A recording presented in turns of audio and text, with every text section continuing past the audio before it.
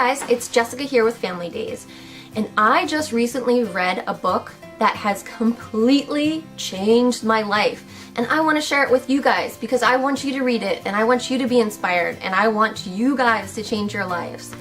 So the name of the book is The Magic Art of Tidying Up by Marie Kondo. Now it's a pretty quick read. I read it in 2 nights. I think it's like 200 pages.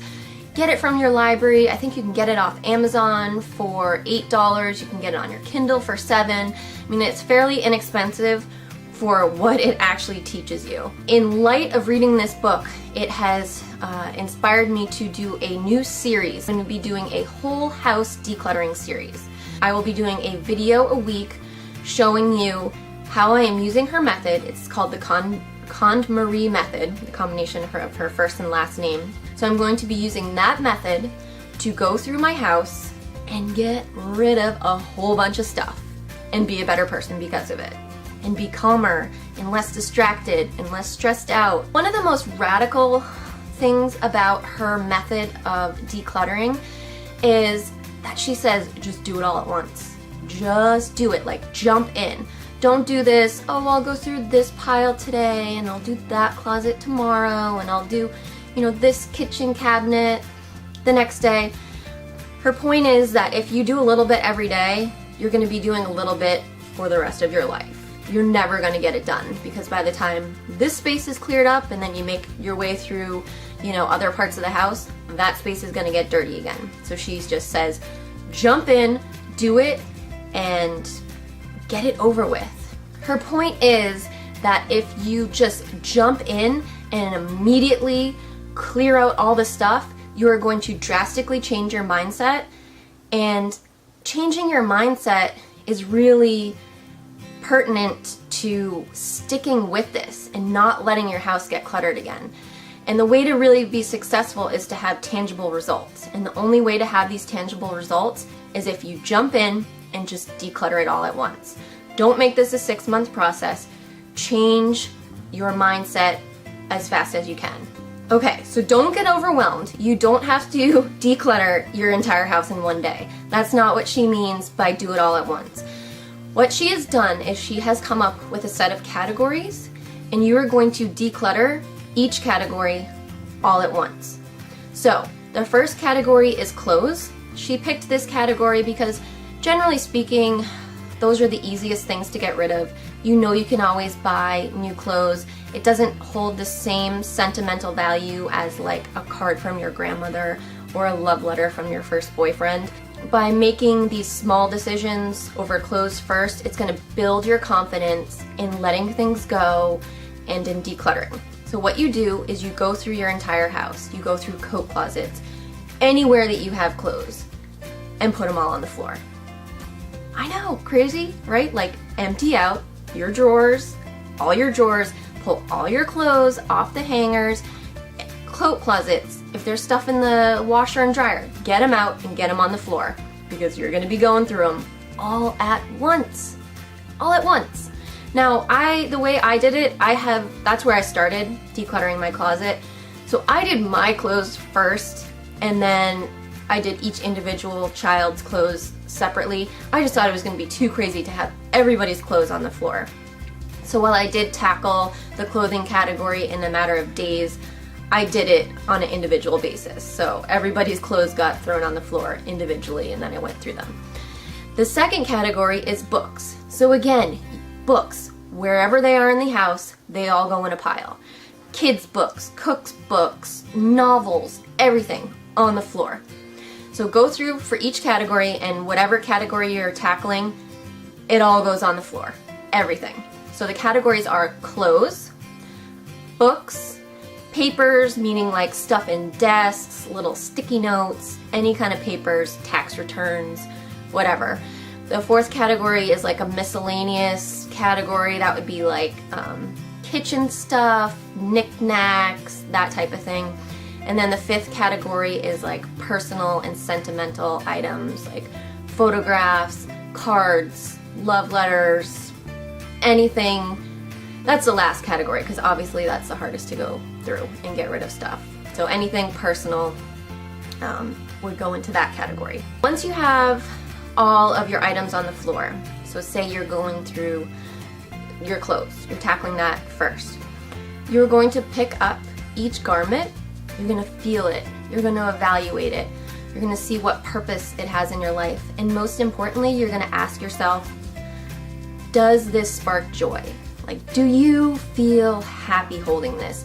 Do you get excited to wear it? Does it look good on you? Does it make you feel good? Is it something that adds joy to your life? And if it doesn't, get rid of it.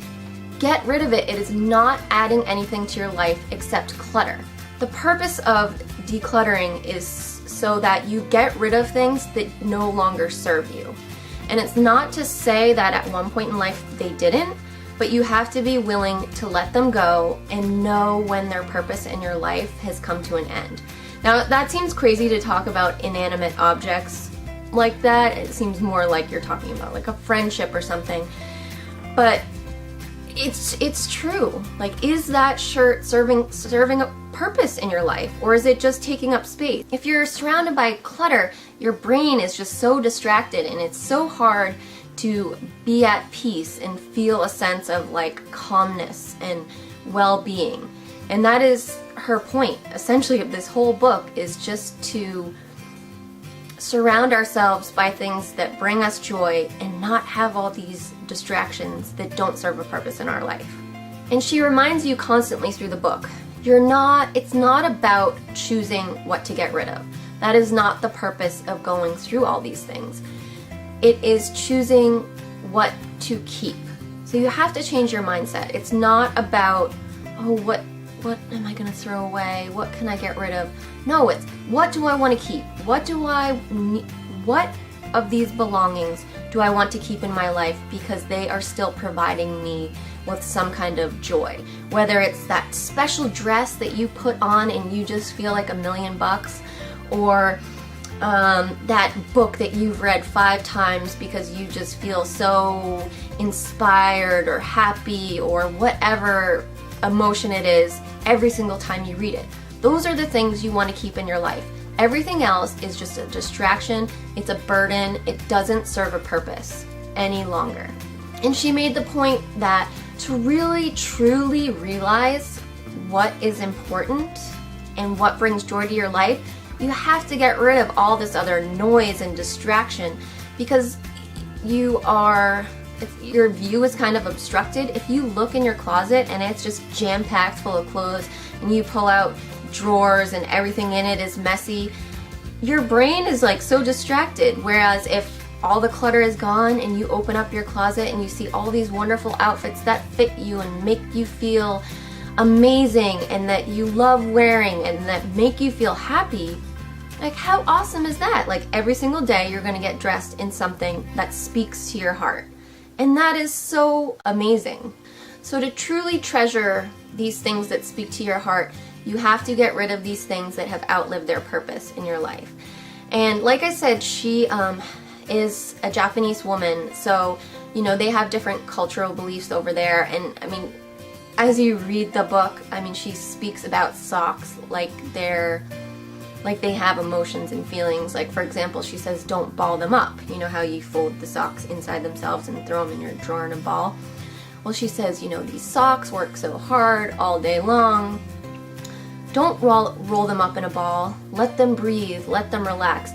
So, whether you believe that or not, it's still a very interesting concept to really think about it like that. I mean, it all boils down to really truly appreciating what you have and how it serves your life. So whether you believe the socks actually have feelings or not, the bottom line is they look better when they're folded in the drawer in the way that she says, so who cares? Just do it anyways. It was a really, really awesome book. I definitely recommend reading it. One of my friends actually gave me the book, and I almost didn't read it, but she, pressured me, read it, it's amazing. My husband has like OCD and is crazy about messes. We've moved like 4 times in the past 6 years. So over the course of the years, I felt like, well, we've gotten rid of a lot of stuff. We don't have a lot of stuff. And maybe in comparison to a lot of other people, we don't. But I went through my closet last night and I got rid of 4 bags of clothes. So obviously I haven't weeded out everything. So I'm just really thankful that I read the book because I almost didn't. And now, you know, the next project I'm going to be tackling is all the books that I have, and I've started collecting them. And until you really think about it, until you get all your belongings in that pile that you're going to go through, you kind of forget how much you have. Like, I have the books stashed everywhere, and it's just astonishing, like, oh wow, you know, I didn't think I had a problem. I didn't think I had clutter. But you know what? I do. And it's been really, really fun, and I'm really, really excited to see the transformation in my house and the change that it's going to make in all of us. And that's a whole other part of the book that she talks about, is that her clients, after they go through all their things and they clean up their houses, they call her and they write her and say, not only did it transform like their living space, but it also has transformed their lives in that they can think clearer and they just are more inspired and to, you know, go after their goals and accomplish their dreams, because not only are they not distracted by this mess and you know, they come home and they're calm and there's not all this noise, but going through these things, because let's be real, to declutter a whole entire house, we're going to be going through a lot of things. You gain a sense of confidence in your ability to make decisions about what's important in your life. Now, I know that sounds crazy, that going through some clothes and books and, you know, kitchen odds and ends and whatever will make you feel confident, but it does. It gives you a sense of confidence in realizing that I know what I want and I know what I don't want. Like, just in going through my closet, it was empowering to pick up this article of clothing that I felt so intimidated to get rid of before, because what if I need it a year down the road, and say, you know what, I don't need this now, it's not serving me, so I'm gonna get rid of it. Done. Like, and I'm only through my closet. I can't imagine what's gonna happen once I'm through the other 4 categories. So I would highly recommend reading the book. Like I said, it's not a long read at all. It's a quick 200 pages. And see if you're inspired, and see if it inspires you to clean up the mess and the distractions in your life. Come along with me over this next couple weeks and watch as I transform my house and get rid of things that I never thought I would part ways with. And I'm going to share my struggles with that as well as the triumphs, because like I said, so far all I've gone through is the clothes, and that was relatively easy. But I'm already dreading going through the books because I'm a huge cookbook fanatic and an avid reader, so I'm already sort of feeling a little uneasy about that. Anyways, let me know down in the comments below. Has anybody else read this book?